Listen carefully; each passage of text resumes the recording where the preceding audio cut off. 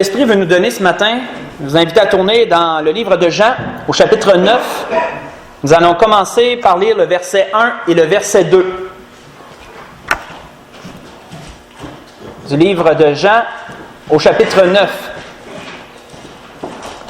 Ce que l'Esprit veut nous donner ce matin, ce que l'Esprit veut développer, extrapoler, nous faire capter, nous faire comprendre pleinement, c'est certainement la cause des plus grandes divisions qu'il y a entre êtres humains, des plus grands jugements qu'on peut porter les uns envers les autres, des causes de querelles, à peu près tous les problèmes qui peuvent survenir entre êtres humains seront définis dans ce que l'Esprit veut nous donner ce matin.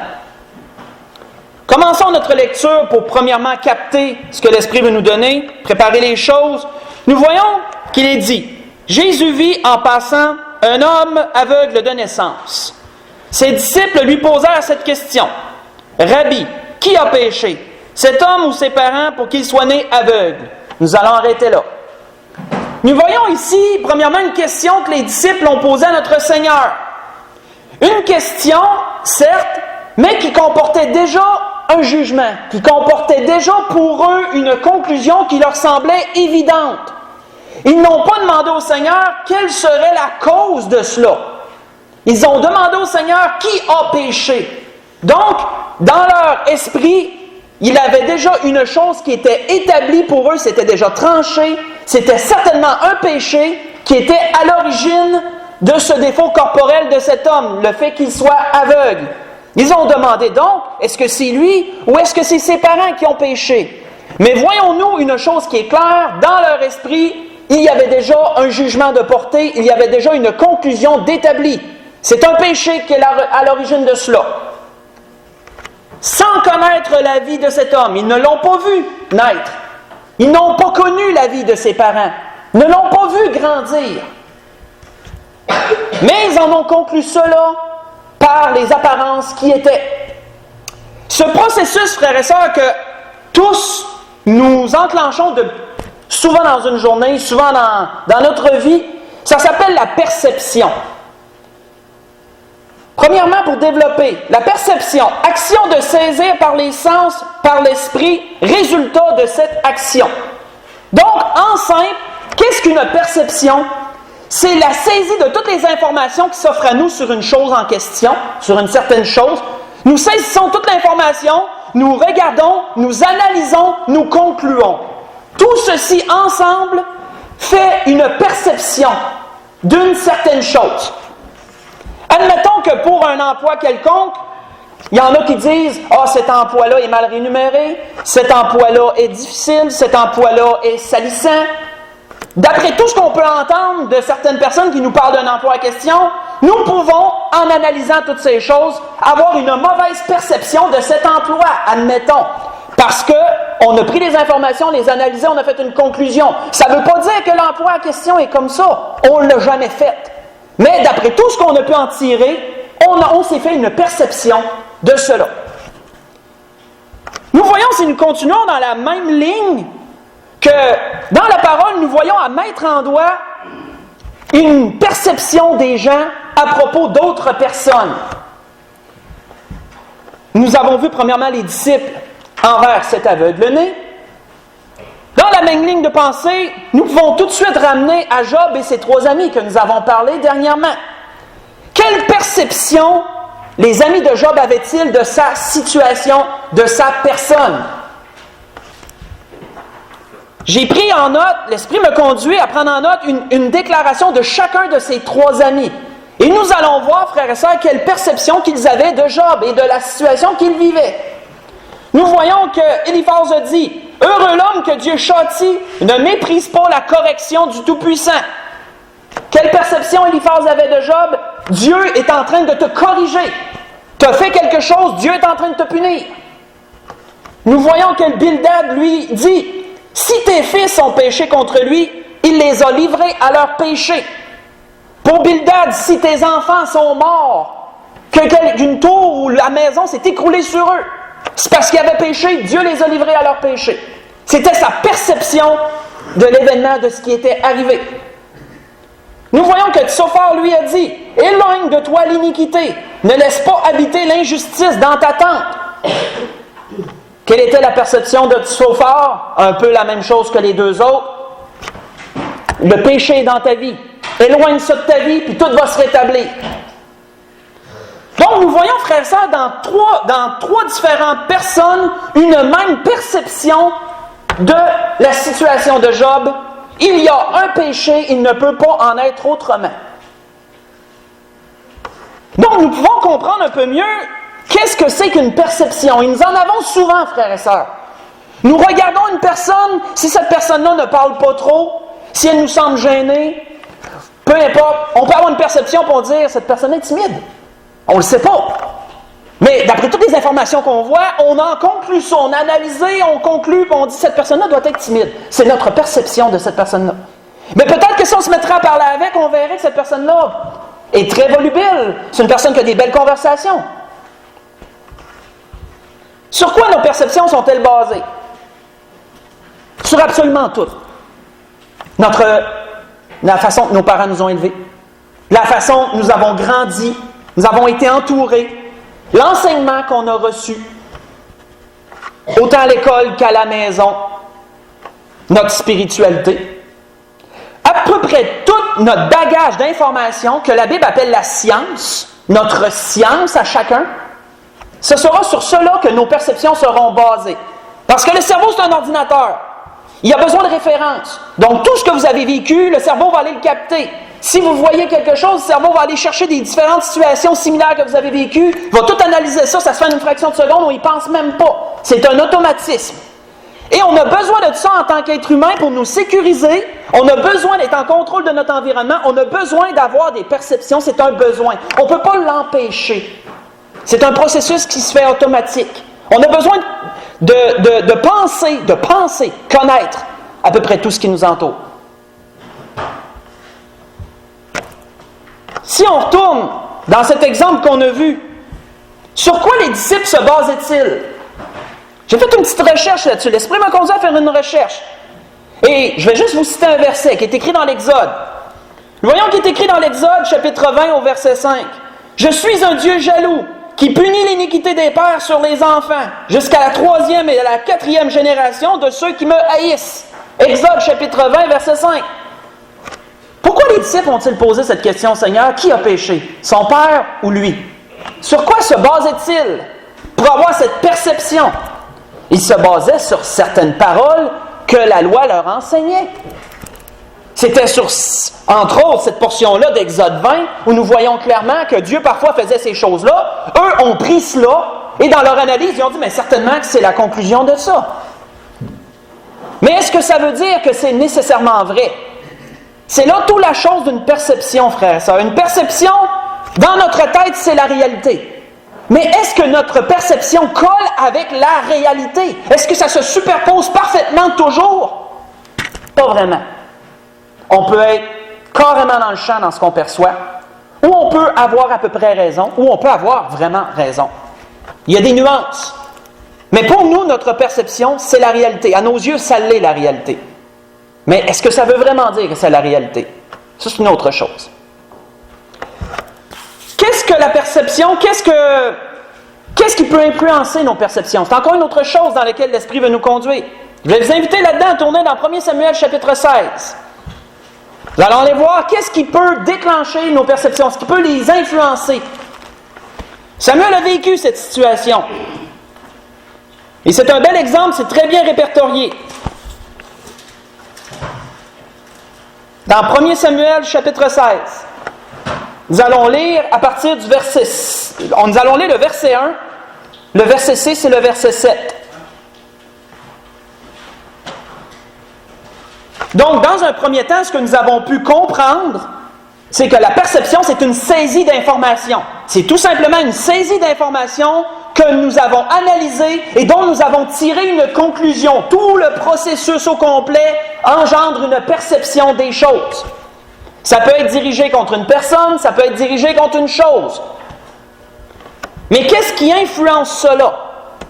Nous voyons ici, l'Éternel dit à Samuel, « Quand cesseras-tu de pleurer sur Saül, je l'ai rejeté, afin qu'il ne règne plus sur Israël.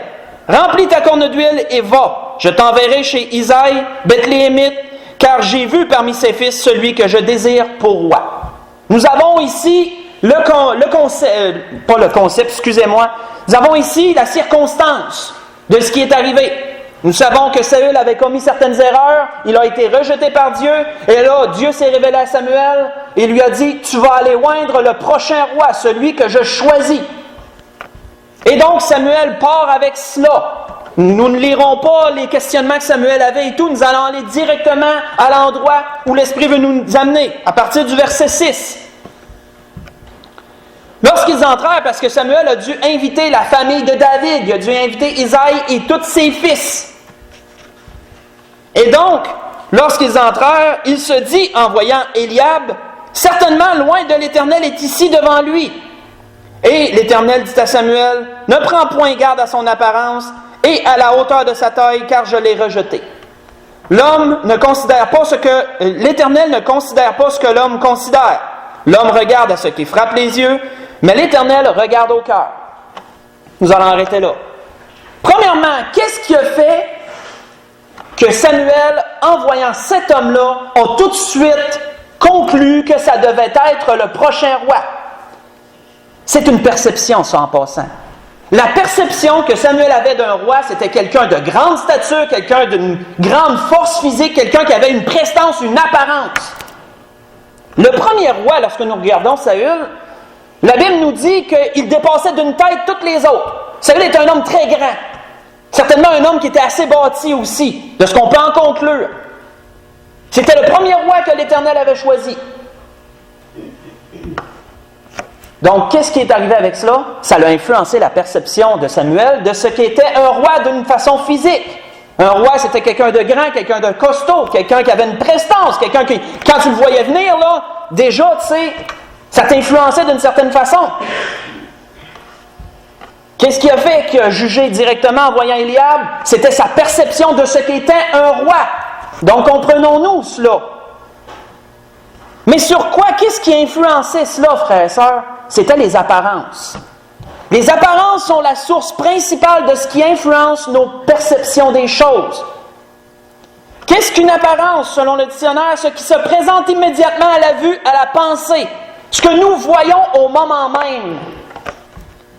Dès qu'il l'a vu entrer, Samuel s'est fié aux apparences et ça le fait sa perception de ce qu'était un roi. Et Dieu lui a déclaré que l'Éternel n'agit pas comme cela, lui. Dieu ne considère pas ce qui frappe la vue. Les perceptions sont directement influencées par ce qui frappe la vue.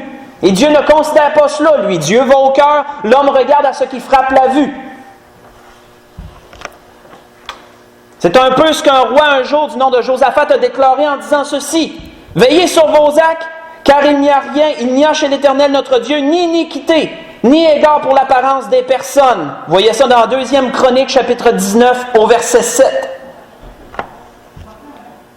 Nous voyons, frères et sœurs, que l'Éternel a détrompé Samuel ici dans ce que nous avons lu. Samuel croyait avoir le prochain roi devant lui à cause des apparences.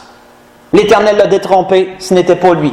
C'était celui qui avait le moins les apparences d'être un roi. Aux yeux de Samuel, c'était lui, un jeune homme, sûrement plus petit que les autres, moins costaud. C'était cet homme-là qui était destiné à être un roi.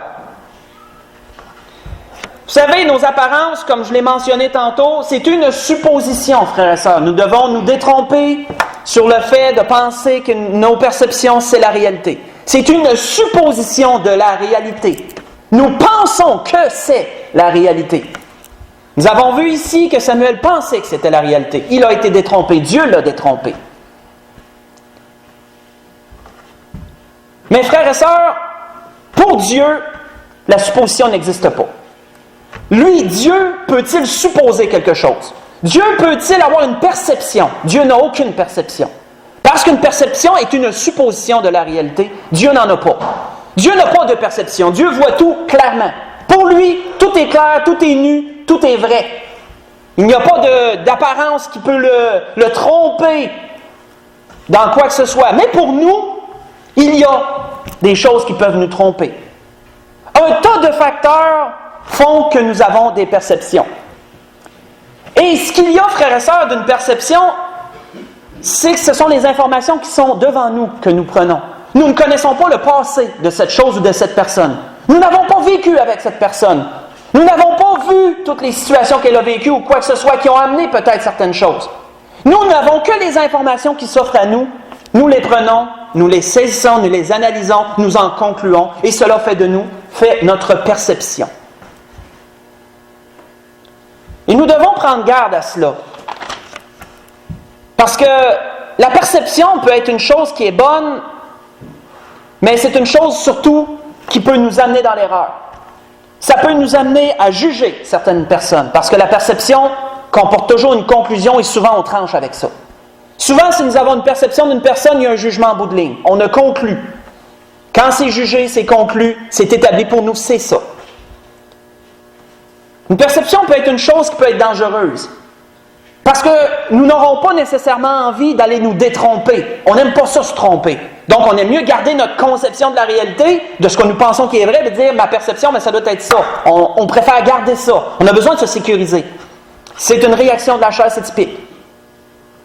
Mais ce que l'Esprit veut nous amener ce matin, dans un premier temps, c'était de voir c'est quoi une perception, comment elle est influencée, sur quoi elle se base, sur toutes les connaissances qu'on a, notre bagage, notre science. Elle est influencée par ce que nous voyons, les apparences qui s'offrent à nous, tout ce qui est devant nos yeux, et qu'elle est toujours, ou la plupart du temps, synonyme de conclusion, de jugement en bout de ligne. Je vais vous donner un autre exemple de cela avant que nous enchaînions avec ce que l'Esprit veut nous donner. Vous savez, le Seigneur en a subi beaucoup de perceptions que les gens avaient sur sa personne et sur ses œuvres.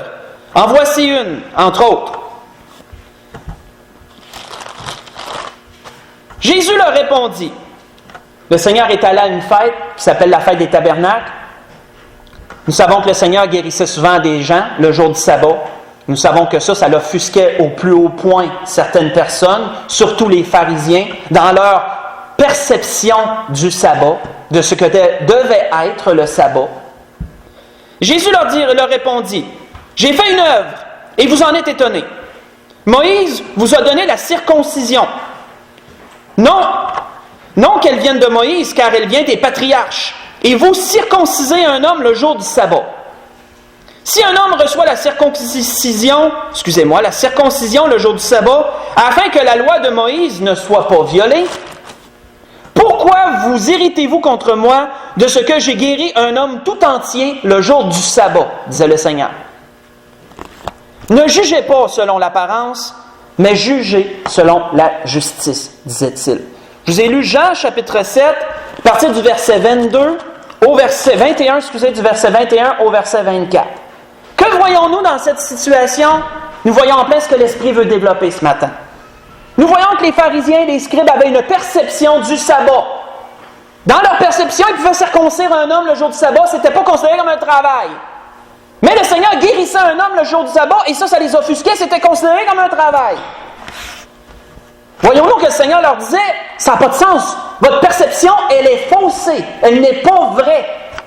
C'est pourquoi le Seigneur leur a dit, ne jugez pas selon les apparences. Nous disons, frères et sœurs, souvent que les apparences peuvent être trompeuses. Bien, les perceptions aussi peuvent être trompées, frères et sœurs. Nous voyons que le Seigneur leur disait ceci. Votre perception, elle est fausse du sabbat. Vous avez une fausse image de tout cela. Ne jugez pas selon les apparences, mais jugez selon la justice. Lorsque l'Esprit me conduit, frères et sœurs, dans ce sujet, qui est un sujet assez critique et important à bien comprendre, parce que, comme je le disais, c'est une des causes principales de division entre frères et sœurs, et entre êtres humains en général, disons-le. C'est une cause de froideur parfois. C'est une chose qui est importante à comprendre, qui est importante à gérer surtout. Nous devons, frères et sœurs, savoir gérer nos perceptions, afin qu'elles ne nous influencent pas envers autrui. Nous devons apprendre à ne point juger, parce que c'est la conclusion d'une perception. Un jugement, ça découle d'une perception. Ça vient de là.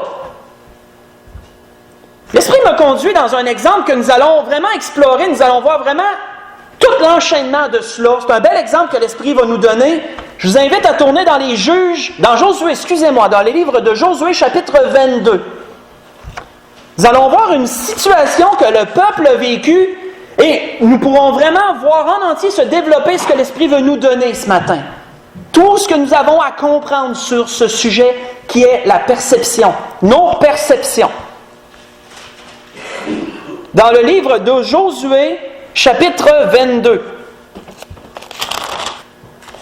Nous allons faire un peu de lecture ici. Mais juste pour vous mettre dans le contexte, nous voyons que les territoires de la terre promise avaient été à peu près tous conquis. À peu près tous.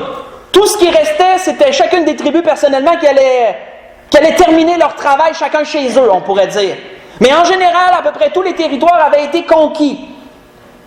Nous en avons parlé dernièrement et je rends gloire à Dieu comment que l'Esprit guide les différents messages que parfois, pas si longtemps, on a vu de jeunes choses et ça peut nous aider à comprendre mieux le message-ci. Nous avons vu qu'il y avait 2 tribus et demie qui étaient restées de l'autre côté du Jourdain, qui avaient demandé à avoir une portion, mais pas dans la terre promise. Si vous vous souvenez, on en a parlé dernièrement. La tribu de Gad, la tribu de Ruben et une demi-tribu de Manassé.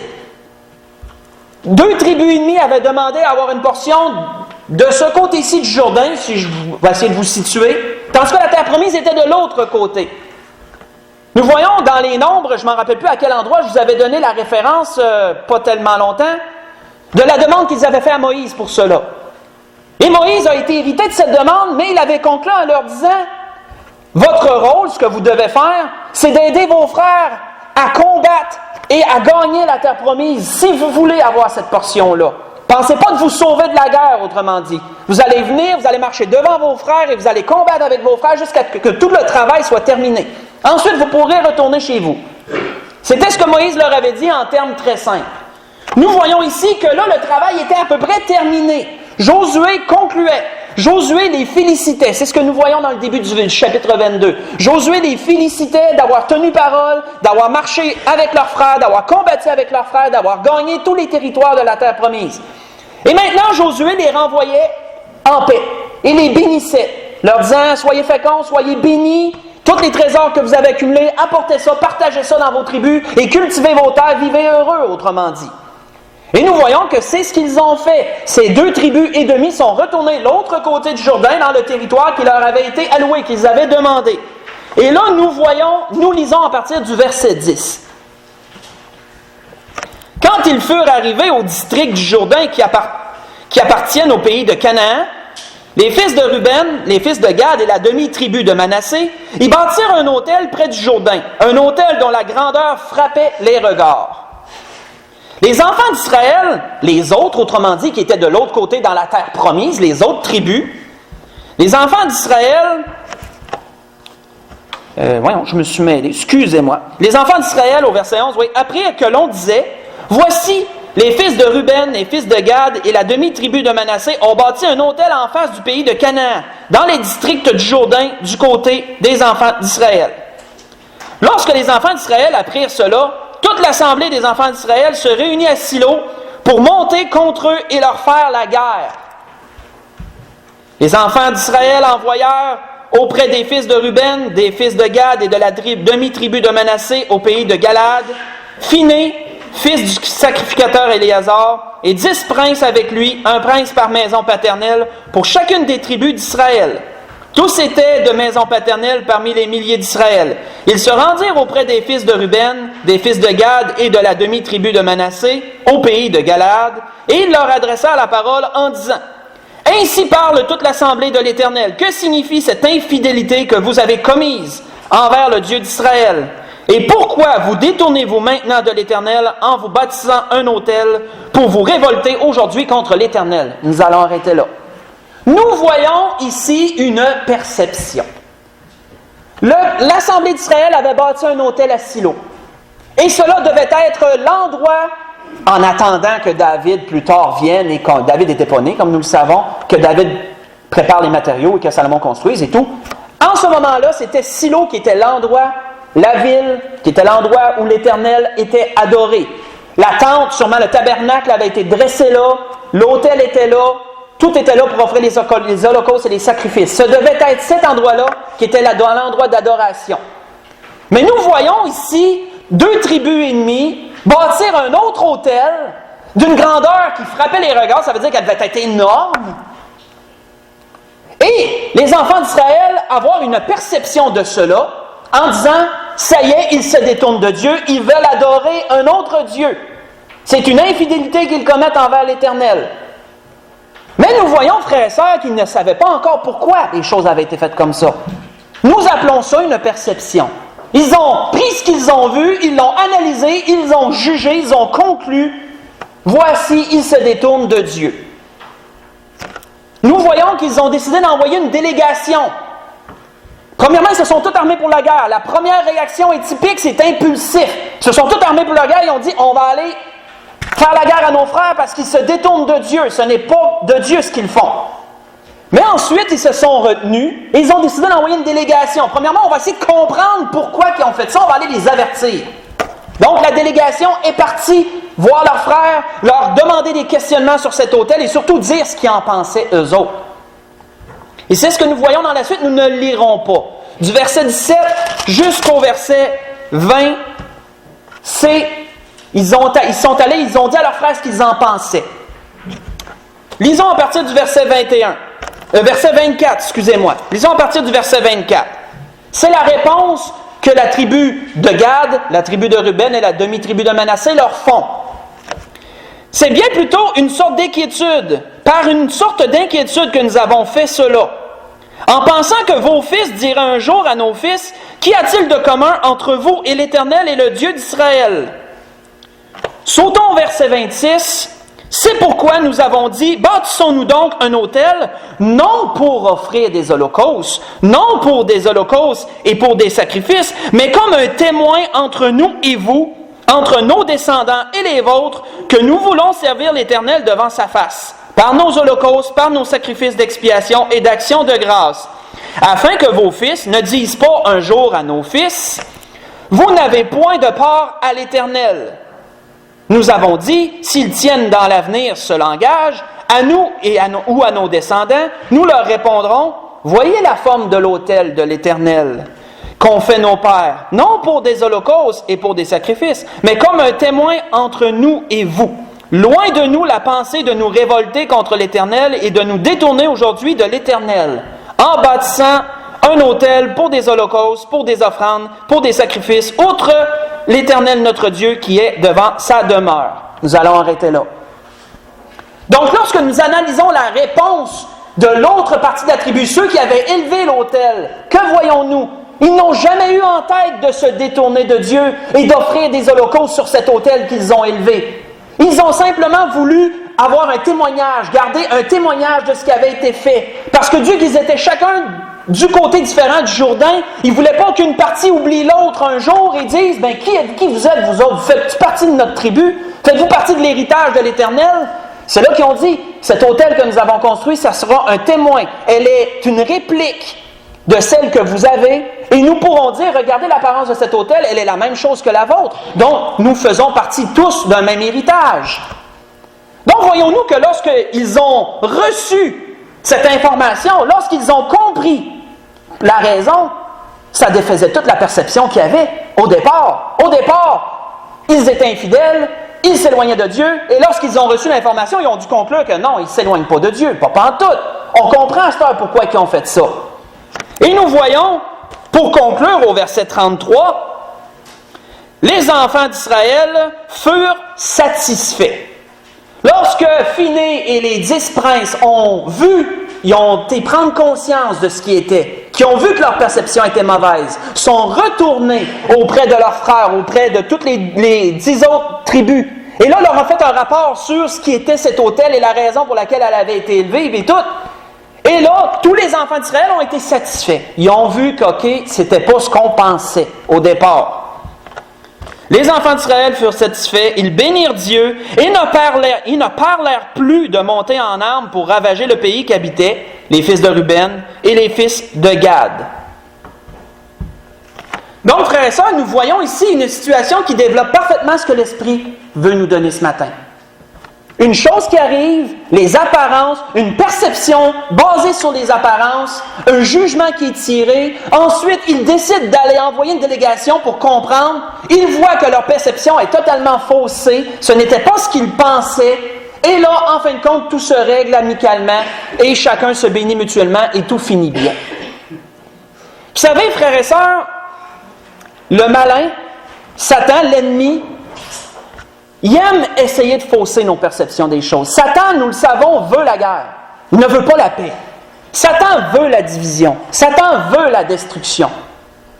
Qui, pensez-vous, a enflammé l'esprit de ceux qui étaient là avant qu'il envoie une délégation? La Bible ne nous parle pas beaucoup de Satan dans l'Ancien Testament. Pensez-vous que ce qui était en repos?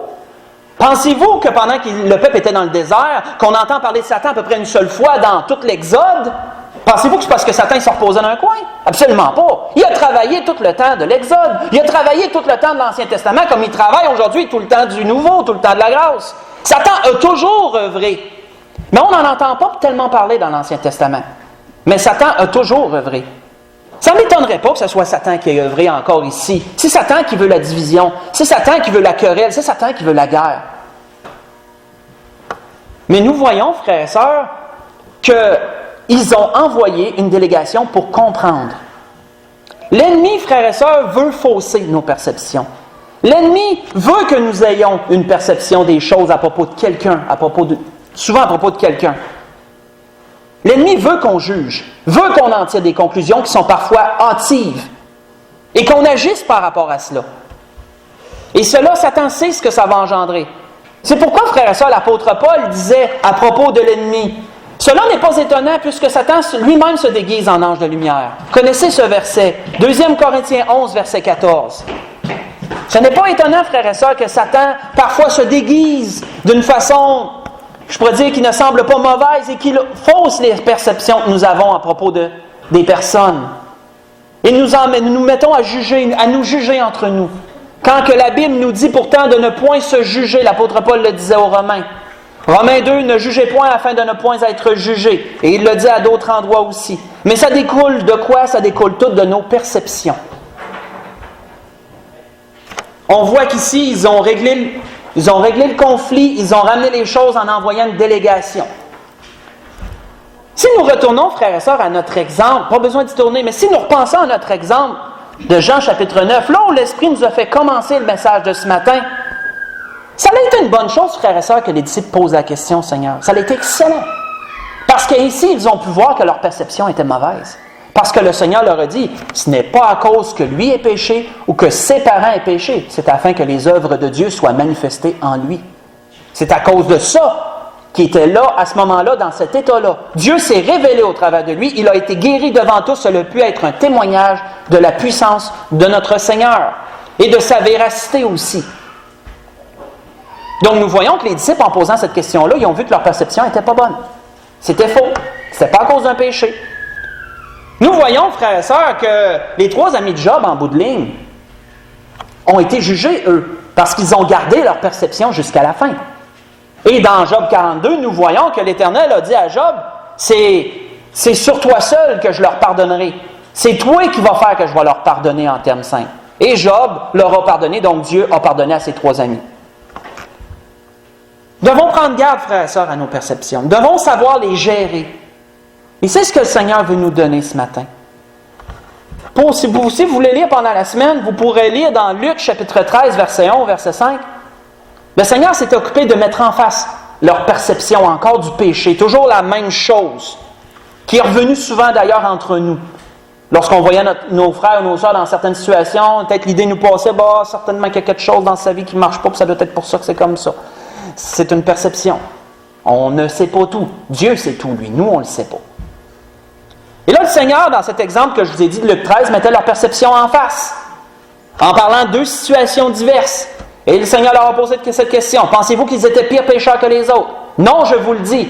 Mais si vous ne vous repentez pas, vous périrez tous également. C'était la conclusion du Seigneur. Vos perceptions, la réalité. Des choses qui ne collent pas toujours ensemble.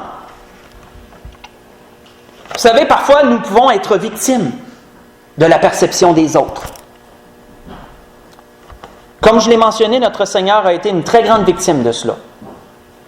Nous voyons entre autres une chose qui m'a grandement touché lorsque j'y ai pensé, que nous avons vu maintes et maintes fois, qui découle d'une perception. Isaïe avait prophétisé ceci à propos de la façon que les gens verraient le sacrifice de notre Seigneur à son époque, le fait qu'il serait crucifié.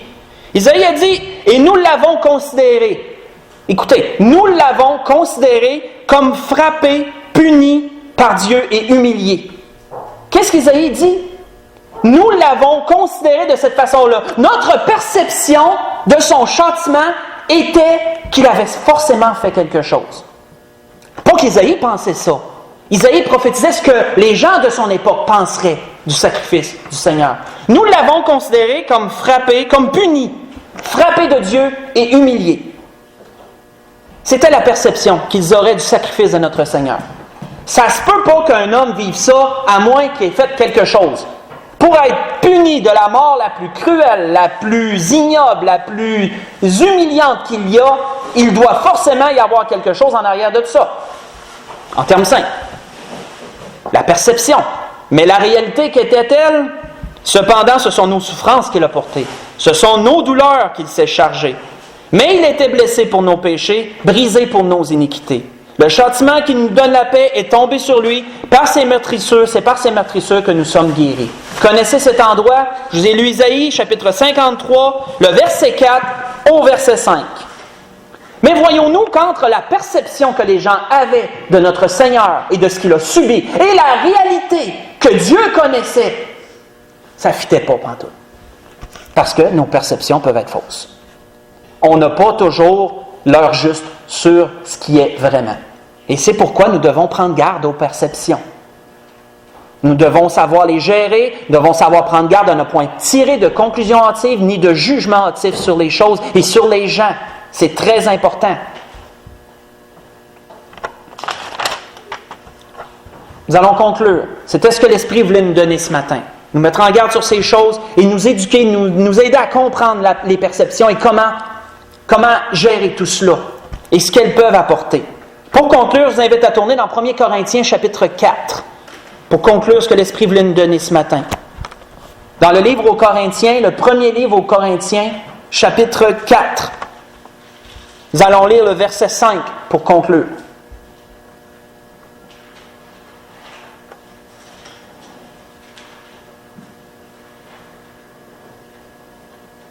C'est un conseil que l'apôtre Paul donnait aux Corinthiens, conseil très judicieux que nous pouvons appliquer nous aussi dans nos vies pour ce qui est des perceptions. C'est pourquoi, disait l'apôtre Paul aux Corinthiens, ne jugez de rien avant le temps. Jusqu'à ce que vienne le Seigneur, qui mettra en lumière ce qui est caché dans les ténèbres, qui manifestera les desseins des cœurs. Alors chacun recevra de Dieu la louange qui lui sera due.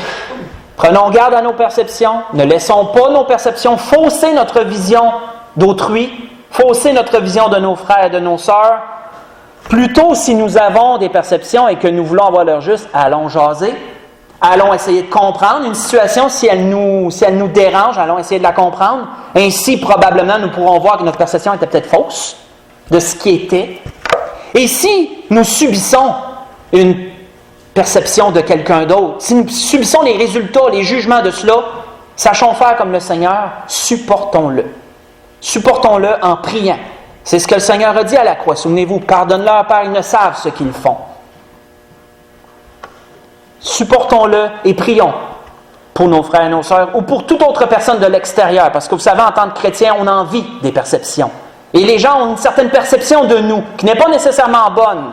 Je vais vous donner un bon exemple. Juste pour conclure, demain, je vous donne un exemple sur le pif que l'Esprit me donne. Mon beau-frère qui est anarchique et tout, il envoie souvent des choses sur Facebook, lui, qui sont contre Dieu. Il est antichrist, c'est un antéchrist.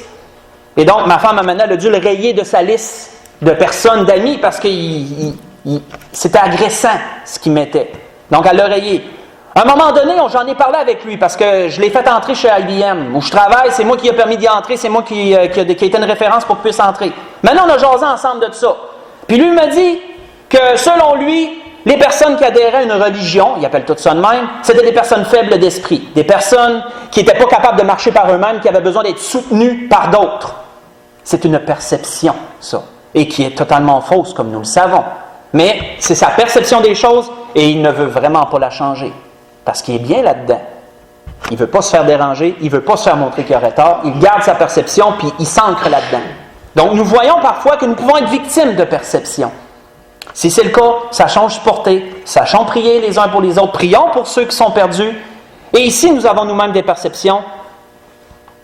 Si ça nous donne à tirer des jugements, allons plutôt chercher l'heure juste pour vraiment avoir la vérité. C'est la grâce que je nous souhaite à tous. Levons-nous pour le dernier cantique.